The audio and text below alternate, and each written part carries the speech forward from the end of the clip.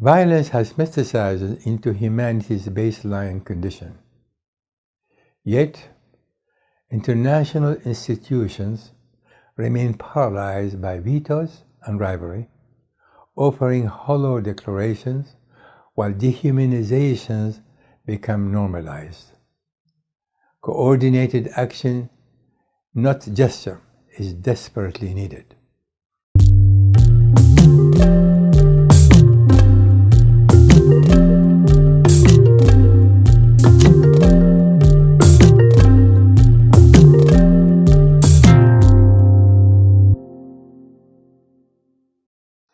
Global violence today is metastasizing, not contained. Over 180,000 violent events reported globally by the International Institute for Strategic Studies signal a world in which conflict has become a baseline condition rather than an exception. More than 130 arms conflicts now rage, over twice the number of 15 years ago, shattering infrastructure, tearing apart social fabric, and normalizing dehumanization as a political weapon. Women and children bear the brunt. Hundreds of millions live within the range of armed clashes, with millions of preventable deaths and lifelong trauma caused not only by bullets and bombs, but by hunger, disease, and gender-based violence unleashed by war's chaos. Yet, the United Nations system and the world's democracy appear increasingly paralyzed, trapped in vetoes, geopolitical rivalries, and hollow declarations offering gestures of concern rather than the coordinated, enforced accountability this modern plague of violence so desperately demands. The global escalation of violence is a structural crisis rather than aberration, one that reveals the failure of international institutions, exposing the normalization of suffering across political, economic, and societal dimensions. The proliferation of violence signals not just an increase in armed confrontations, but a breakdown in the very mechanism meant to contain conflicts, rendering dehumanization a routine tool of power, as demonstrated in the following. The philosophical angle: violence represents the collapse of legitimate political authority and the rise of impotence masquerading as force. Hannah Arendt's foundational insight remains essential. Quote, "Power and violence are the opposites. Where the one rules absolutely, the other is absent. Violence appears where power is in jeopardy, but left to its own course, it ends in power's disappearance." End of quote. This speaks directly to today's proliferation of conflicts, which indicate not state strength, but institutional failure, where violence substitutes for the consent and legitimacy governments can no longer command. The resort to violence signals the exhaustion of political dialogue and the absence of legitimate power structure capable of resolving disputes. Economic disenfranchisement. Economic drivers are critical accelerants of contemporary violence through resource competition, commodity exploitation, and systematic inequality. Slavoj Žižek's concept of systematic violence captures the pervasive economic roots. Quote, "Therein reside the fundamental systematic violence of capitalism, much more uncanny than the direct pre-capitalist socio-ideological violence. This violence is no longer attributable to concrete individuals and their evil intentions, but it is purely objective, systematic, anonymous." End of quote.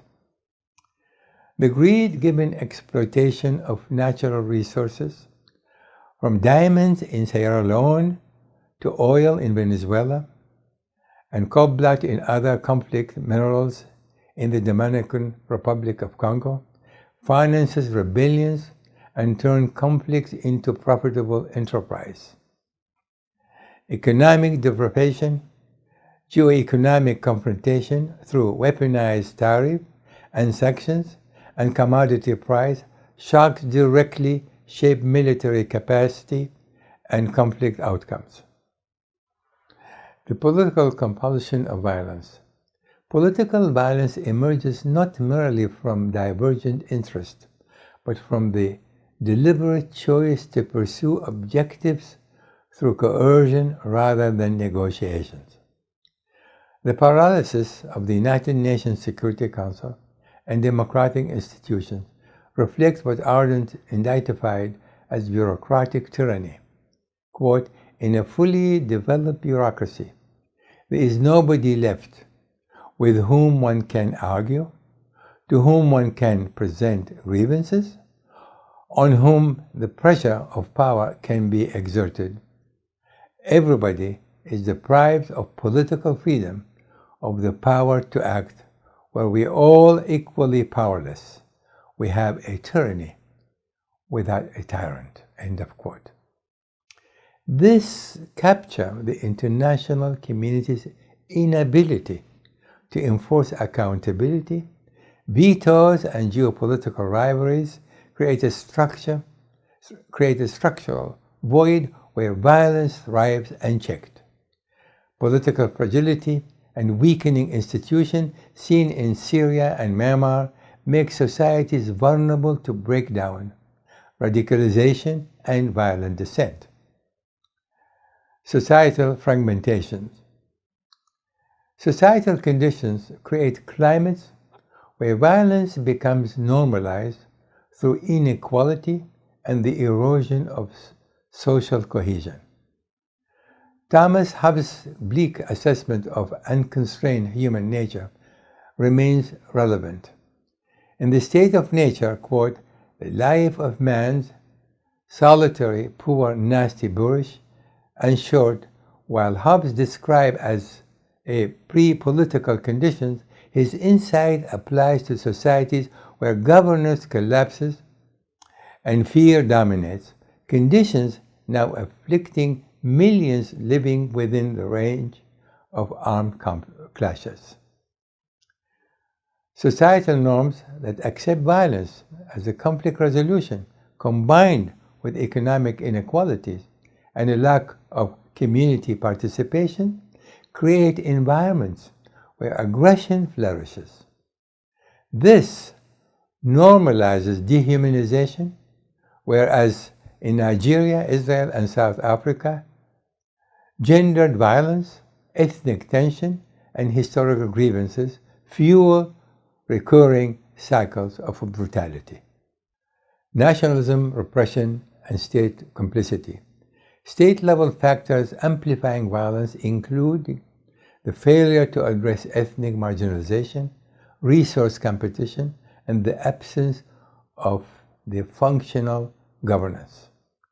Walter Benjamin Ward of Violence Relationship to Law and State Power, quote, "There is no document of civilization which is not at the same time a document of barbarism," end of quote. This observation underscores how national institutions perpetuate violence through their foundational structure and exclusionary practices.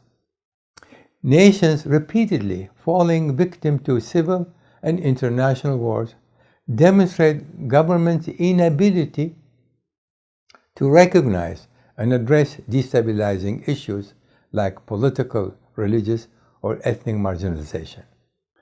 The weaponization state apparatus through totalitarian mobilization of violence destroy the very space where political thinking and resistance might occur, as demonstrated in China and Eritrea. Religious instrumentalization. Religion, when co-opted by political actors or stripped of its ethical core, becomes a potent catalyst for violence, sanctifying exclusion and legitimizing brutality. Sectarian divide, whether in the Middle East, South Asia, or part of Africa, transform identity into a battlefield where compromise, heresy, and annihilation becomes duty. René Girard's insight is instructive. Quote, "Religion shelters us from violence just as violence seeks shelter in religion." End of quote. When faith is manipulated to justify power or grievances, such as in India or Iraq, it ceases to restrain violence and instead concentrates a deepening cycle of retribution and rendering conflicts existential rather than negotiable. The convergence of these dimensions explain why violence has become a baseline condition rather than an exception. Several measures must be considered to de-escalate global violence. Although effecting change is difficult, every effort must be made, provided the public leads through sustained protest, continuing advocacy, and relentless pressure on policymakers to enact change. Reform United Nations Security Council veto power. Government must constrain veto authority by restricting its use in cases involving genocide, war crimes, and crimes against humanity. Permanent members should abstain when directly involved, transforming the veto from obstruction into accountability and addressing institutional paralysis that enables unchecked violence. Establish functioning early warning system.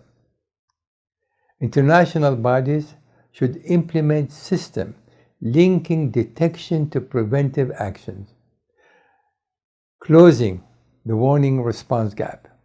These must integrate predictive analytic, local expertise, and cross-border coordination to anticipate violence months before eruption, enabling timely diplomatic and humanitarian intervention.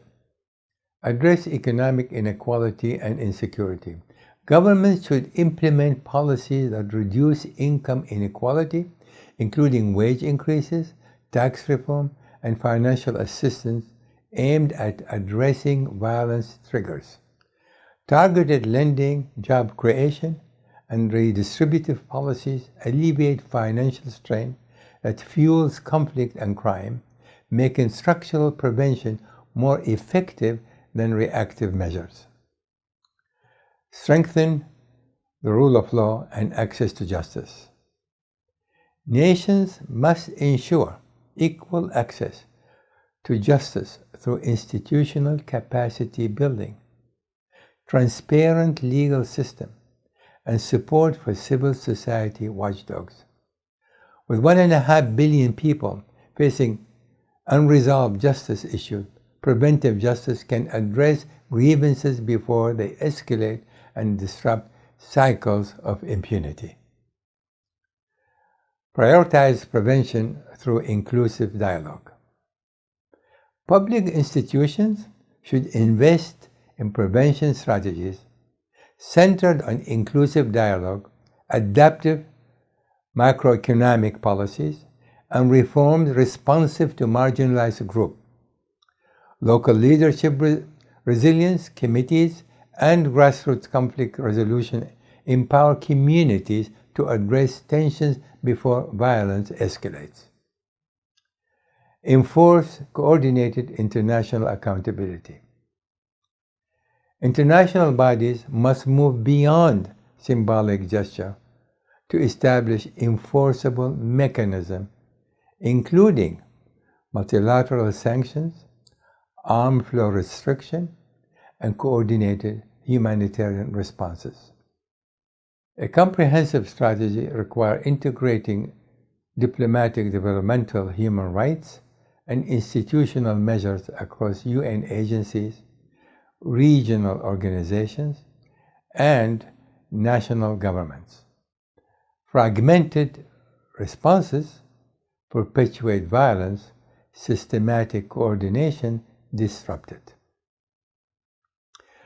The global pandemic of violence will continue to haunt us for generations at an unfathomable cost in lives and treasure, unless we recognize its scope and the Herculean efforts needed to start mitigating this plague. The United Nations and democracies must be at the forefront of this campaign, which captures precisely what these thinkers warned us against: a world where violence fills the vacuum left by the collapse of legitimate authority.